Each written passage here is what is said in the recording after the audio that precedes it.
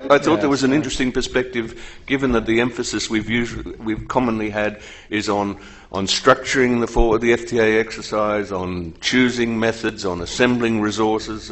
Was to start at the other end and say, does the organisation or entity who is considering this action, is it fit? Does it have the capacity to both conduct and given that foresight, as we emphasised in the introduction, is always about action, does it have the capacity to both conduct and act upon thinking about the future? Attila.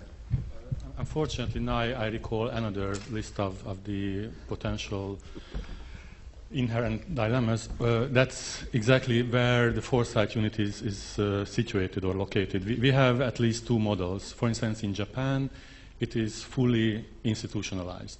So it's always NICEP which is conducting foresight. In many European countries, for instance, I can recall BMBF or the UK, when it is outsourced. And the related dilemma is that for being able to come up with original ideas, you need certain independence in terms of intellectual freedom and also in terms of financial independence, autonomy. On the other hand, if you want to have impact, and then we can move towards impact, then it should be somewhat embedded in the decision-making structure. So again, it's a dilemma. There is no general solution. It is always context-specific. Which model might work better in your country, region, city, whatever? Right. Ozcan, you want to come in there? Yeah. Actually, when I think about foresight, I'd like to think foresight in two different contexts. One I can call this external context, and the other can be the internal context of foresight exercises.